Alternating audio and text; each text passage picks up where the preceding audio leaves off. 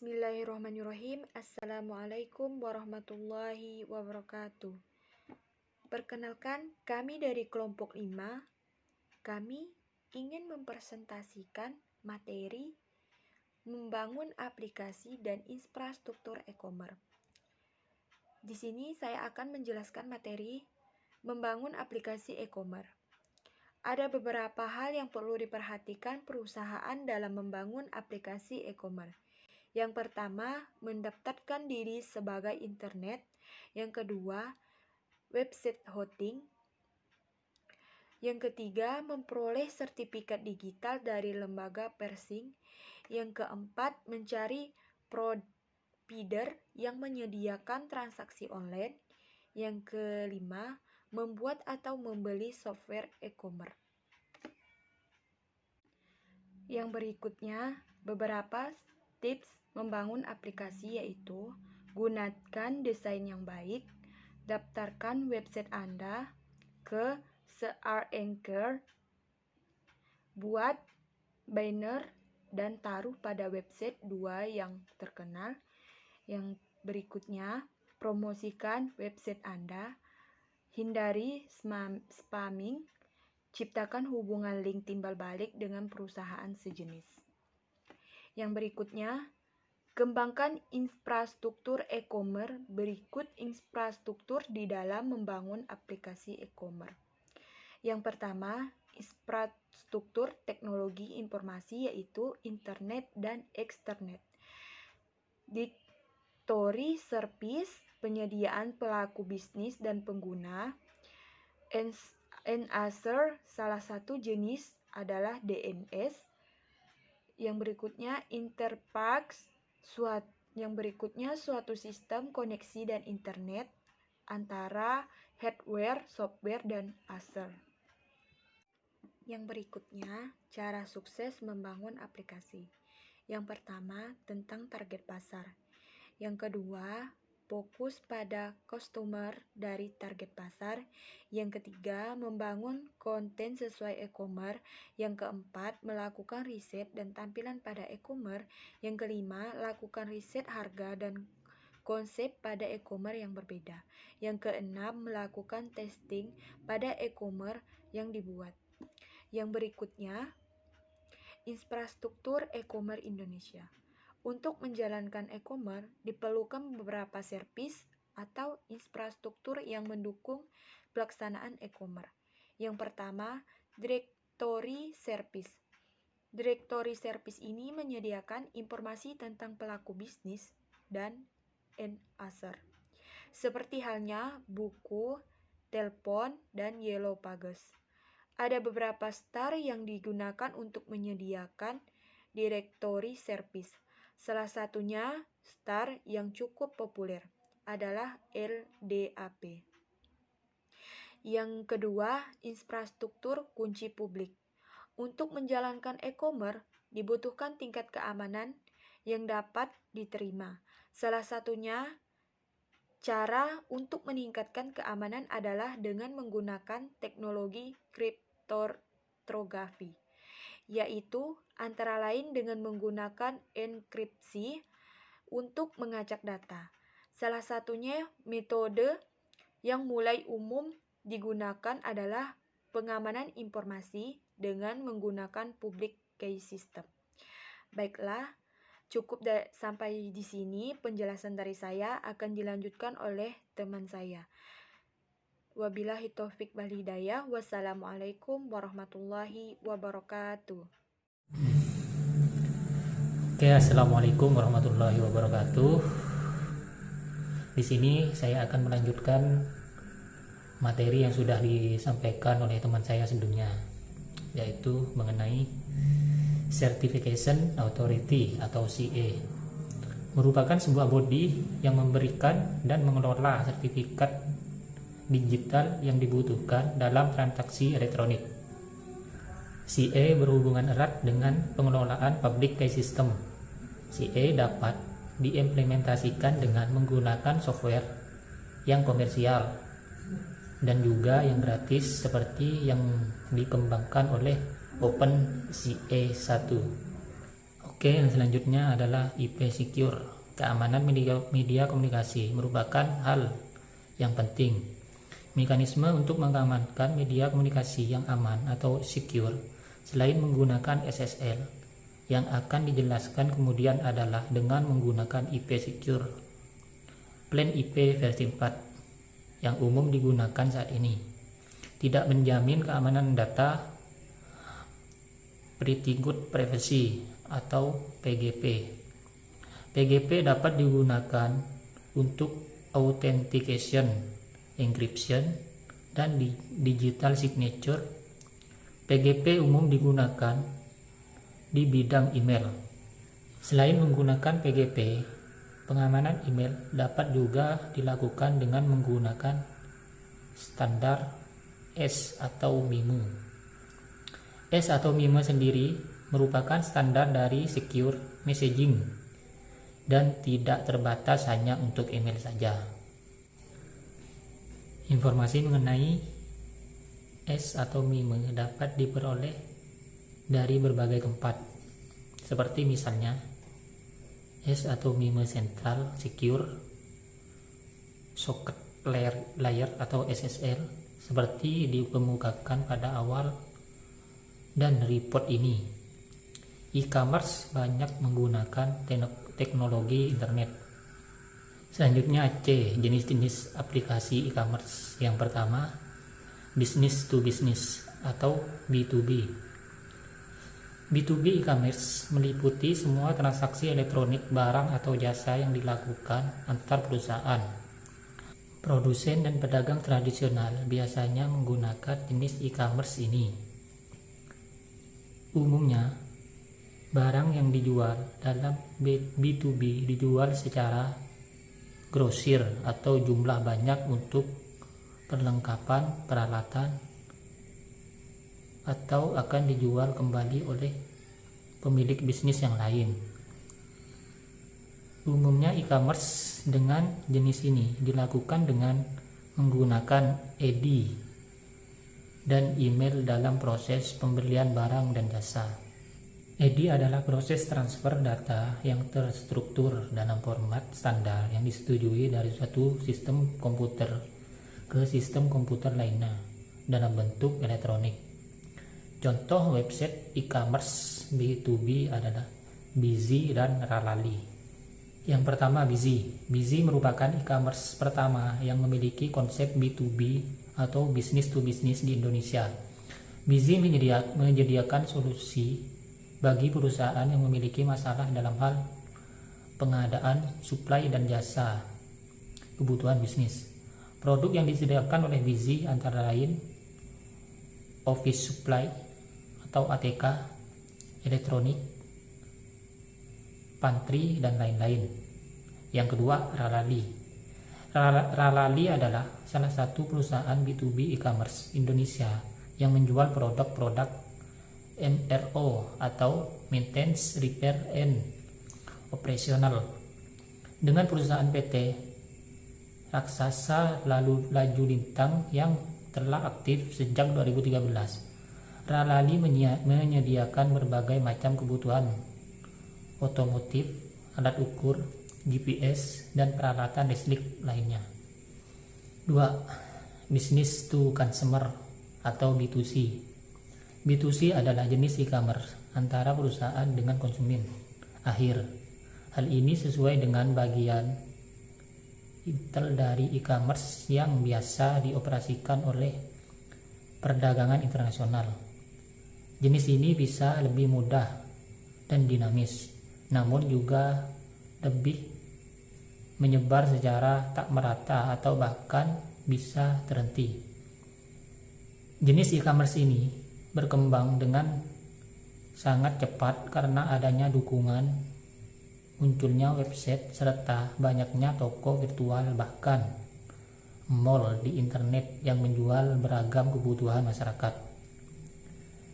Jika dibandingkan dengan transaksi retail tradisional, konsumen biasanya memiliki lebih banyak informasi dan harga yang lebih murah, serta memastikan proses jual beli hingga pengiriman yang cepat. Contohnya Bineka, Beribenka, dan Tiket.com. Jenis e-commerce ini biasa digunakan oleh penjual atau produsen yang serius menjalankan bisnis dan mengalokasikan sumber daya untuk mengelola situs sendiri. Assalamualaikum warahmatullahi wabarakatuh. Perkenalkan, nama saya Dwi Nur Halimah. Di sini saya akan melanjutkan presentasi tentang jenis-jenis e-commerce. Yaitu yang ketiga, consumer to consumer, merupakan jenis e-commerce yang meliputi semua transaksi elektronik, barang atau jasa antar konsumen. Transaksi ini dilakukan melalui pihak ketiga yang menyediakan platform online untuk melakukan transaksi tersebut. Contohnya adalah Tokopedia, Bukalapak, OLX, JDID, dan Lamido. Yang keempat ada consumer to business, yaitu pembalikan utuh dari transaksi jual beli barang secara tradisional. Sekelompok besar individu menyediakan layanan jasa atau produk mereka bagi perusahaan yang mencari jasa atau produk tersebut. Contohnya ialah website, di mana desainer website menyediakan beberapa pilihan logo yang nantinya hanya akan dipilih salah satu yang dianggap paling efektif. Contoh lain adalah pasar yang menjual foto bebas royalti, gambar media yang elemen desain seperti www.istockfoto.com.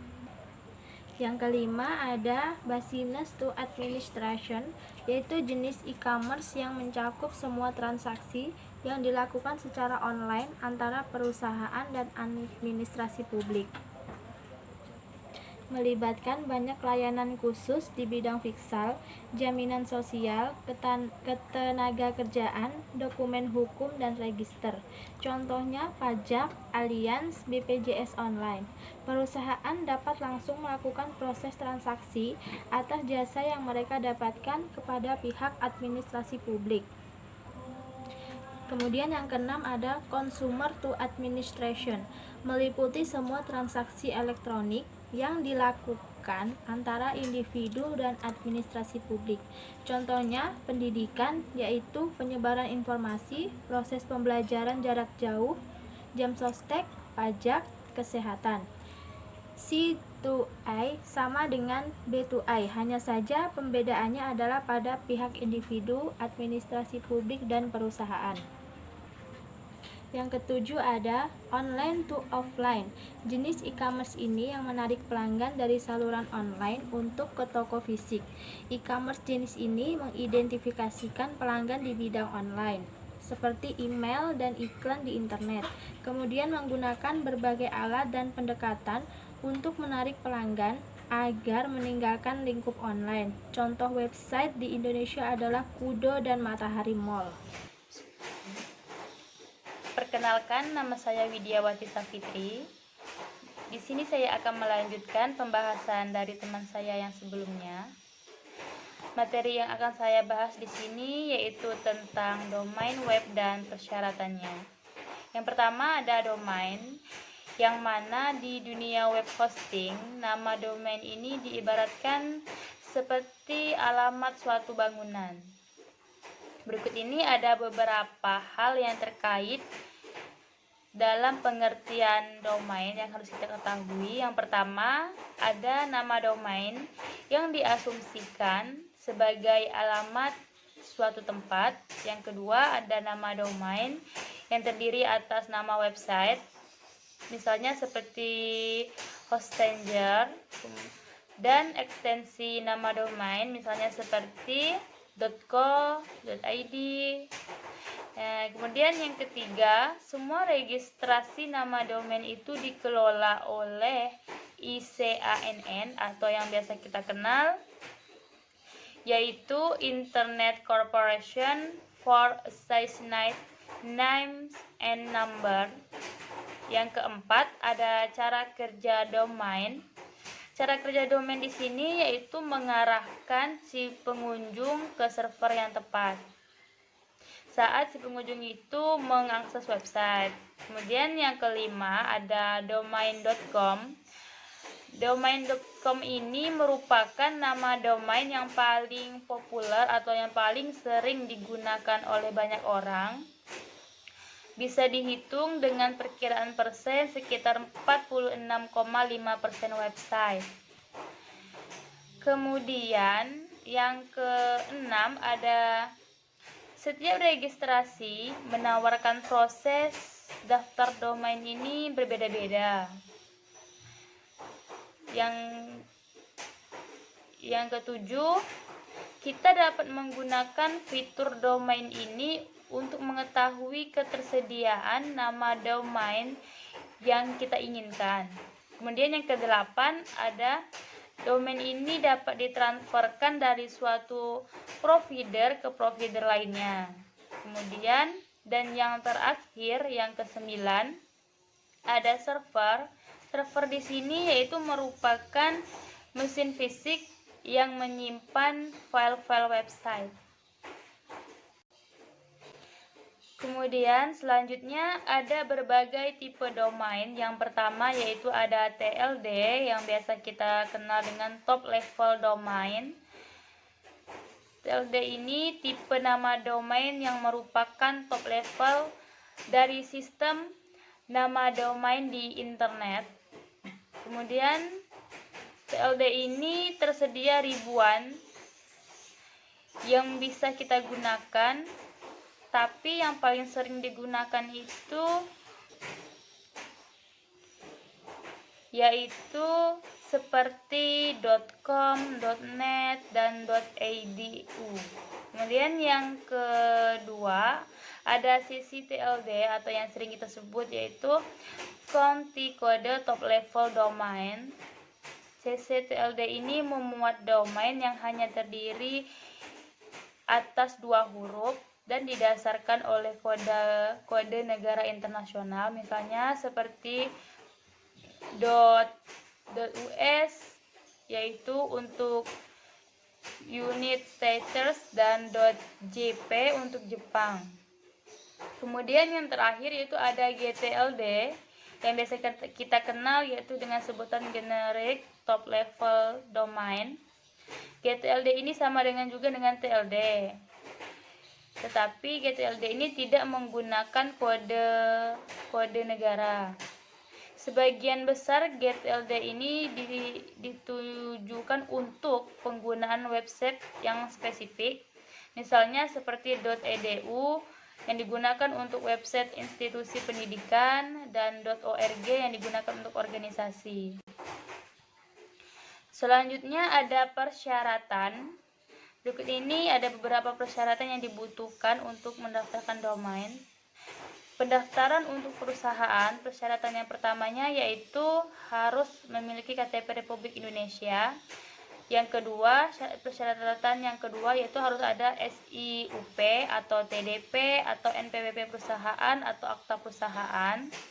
Kemudian yang terakhir harus memiliki sertifikat merek apabila domain yang didaftarkan itu adalah sebuah nama merek. Yang kedua ada pendaftaran untuk personal atau perorangan. Di sini persyaratannya cukup satu, yaitu harus memiliki KTP Republik Indonesia. Yang ketiga yaitu pendaftaran untuk organisasi. Persyaratan pertamanya ialah harus memiliki KTP Republik Indonesia. Yang kedua yaitu akta notaris pendirian organisasi atau yayasan. Dan yang terakhir yaitu harus memiliki sertifikat apabila domain yang didaftarkan itu adalah sebuah nama merek. Kemudian yang keempat, pendaftaran untuk sekolah. Syarat pertamanya yaitu harus memiliki KTP Republik Indonesia. Yang kedua, syaratnya yaitu harus memiliki surat permohonan dari kepala sekolah perihal untuk pendaftaran nama domain ini tersebut. Kemudian yang terakhir yaitu harus memiliki surat kuasa dari kepala sekolah perihal pendaftaran nama domain apabila KTP yang tertampil itu bukan KTP kepala sekolah. Kemudian yang terakhir yaitu pendaftaran untuk universitas.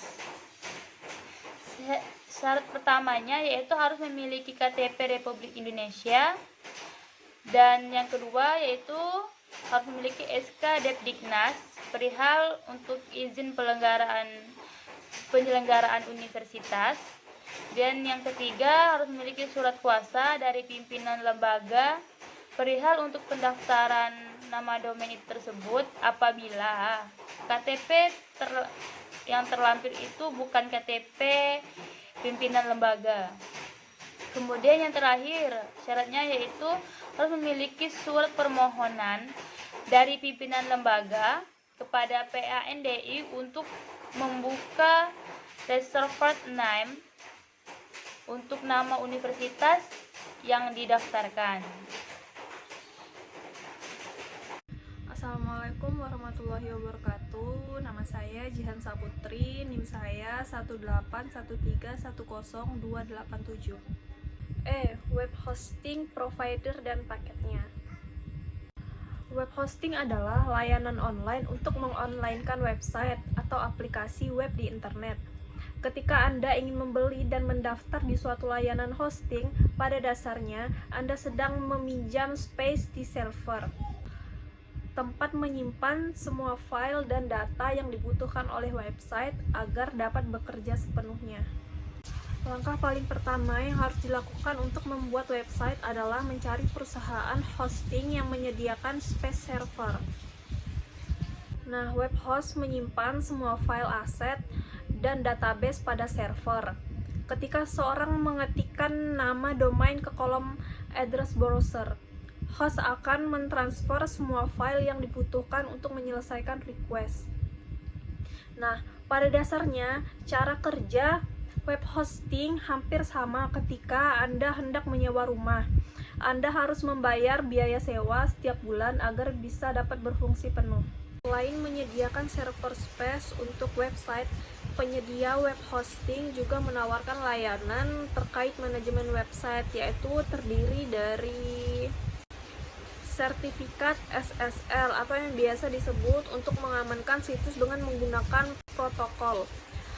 Terus hosting email, page builder, tool developer, layanan bantuan pelanggan, atau bisa melalui live chat, backup website yang otomatis. Terus yang terakhir, one click software install. Nah, misalnya untuk WordPress atau Drupal.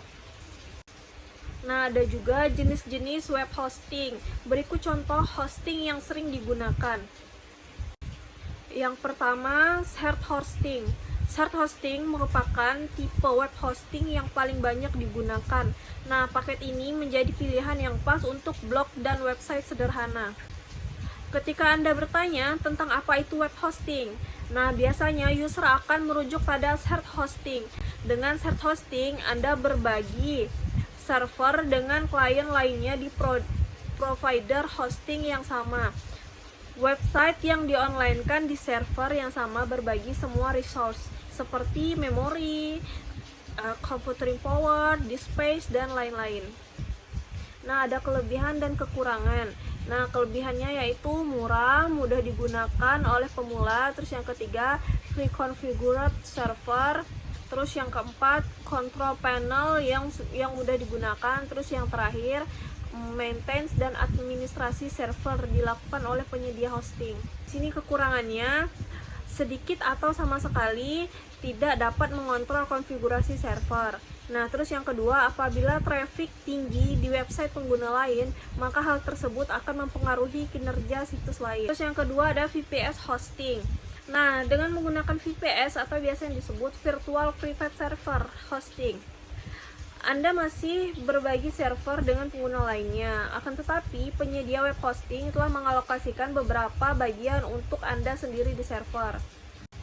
Nah, hal ini berarti Anda mendapat space server yang di-catered dan memperoleh sejumlah power computing dan memori. Selain itu, VPS hosting merupakan pilihan yang tepat bagi pengguna website bisnis dan trafiknya tinggi. Assalamualaikum warahmatullahi wabarakatuh. Nama saya Rian Mareja. Saya akan melanjutkan presentasi dari Jihan. Selanjutnya di sini ada kelebihan dari VPS hosting. Yang pertama yaitu space server yang dedicated, dalam arti tanpa harus membeli server yang dedicated. Yang kedua, peningkatan traffic di website lain tidak berdampak bagi performa situs Anda. Yang ketiga, akses root ke server. Yang keempat, scalability yang mudah dan dapat dikelola sendiri. Dan kekurangan dari EPS hosting, yang pertama adalah sangat mahal jika dibandingkan dengan shared hosting. Dan yang kedua, harus menguasai informasi dan pengetahuan teknis terkait manajemen server. Dan yang selanjutnya ada cloud hosting. Cloud hosting merupakan paket yang paling banyak disukai di pasaran karena literally tanpa downtime. Dengan cloud hosting, Anda dapat menggunakan sekelompok server, file dan resource direplikasi di setiap server ketika salah satu server cloud sibuk atau bermasalah. Maka, traverse situs Anda akan secara otomatis di-route ke server lainnya dalam cluster. Selanjutnya ada kelebihan dari cloud hosting. Kelebihan dari cloud hosting yaitu sedikit bahkan tidak ada downtime. Dan jika server error, sama sekali tidak akan mempengaruhi situs yang Anda gunakan. Ya, alokasi resource sesuai permintaan dan bayar sesuai dengan yang Anda gunakan, lebih scalable daripada EPS. Dan juga ada kekurangan dari cloud hosting. Kekurangan dari cloud hosting yaitu biaya sulit diperkirakan dan akses root tidak selalu tersedia. Selanjutnya ada WordPress hosting. WordPress hosting merupakan bentuk lain dari shared hosting dan dibuat untuk pengguna website WordPress. Server ini dikonfigurasi secara khusus untuk WordPress dan situs Anda dan dilengkapi dengan pre-installed plugin terhadap hal-hal penting seperti caching dan keamanan. Karena konfigurasi sudah sangat optimal, maka situs Anda akan loading lebih cepat dan terhindar dari masalah. Seringkali, paket WordPress hosting ini menyertakan fitur tambahan terkait WordPress, yaitu tema WordPress yang pre-design dan drag and drop page builder dan tool developer yang spesifik. Kelebihan dari WordPress hosting yaitu murah, mudah digunakan oleh pemula, one click WordPress installation, performa yang baik untuk situs WordPress, customer support menguasai hal-hal yang berhubungan dengan WordPress, terdapat plugin dan tema WordPress yang pre-installed. Dan kekurangan dari WordPress hosting yaitu hanya bisa digunakan oleh website yang dibuat di WordPress. Dalam arti, masalah bisa muncul jika Anda ingin mengonlinekan banyak website di server, tetapi beberapa website Anda tidak dapat menggunakan WordPress. Yang kelima, dedicated hosting. Dengan adanya dedicated hosting, Anda bisa memiliki server fisik sendiri yang secara khusus dedikasikan hanya untuk situs Anda. Karena itulah, penggunaan dedicated hosting sangatlah fleksibel. Anda dapat mengonfigurasikan sistem operasi dan software yang ingin digunakan, serta setup keseluruhan aspek hosting sesuai dengan kebutuhan Anda. Yang pastinya ada kelebihan. Yang pertama, kontrol penuh terhadap konfigurasi server. Yang kedua, keandalan yang tinggi. Anda tidak perlu berbagi resource server dengan pengguna lainnya. Yang ketiga, akses root ke server. Dan yang keempat, keamanan terjamin. Dan juga ada kekurangannya. Yang pertama, mahal. Dan yang kedua, harus menguasai pengetahuan teknis terkait manajemen server tersebut. Paket hosting provider. Yang pertama, Niaga Hoster.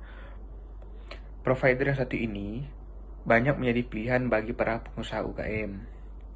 Keunggulan utamanya terletak pada harga paket yang sangat terjangkau, sehingga tidak memberatkan operasional UKM tersebut. Nih beberapa paket layanannya, antara lain, yang pertama unlimited hosting, yang kedua cloud hosting, dan yang ketiga cloud VPS hosting. Dan daftar harga hosting Niaga Hoster. Paket hostingnya terdiri dari bayi, pelajar, personal, bisnis. Sedangkan harga bayi 10.000 per bulan. Space kotanya tersedia 500 MB. Paket hosting pelajar harganya 40.000 per bulan. Space kotanya unlimited.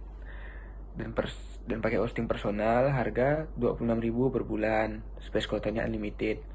Bisnis 85.000 per bulan dan space kotanya unlimited.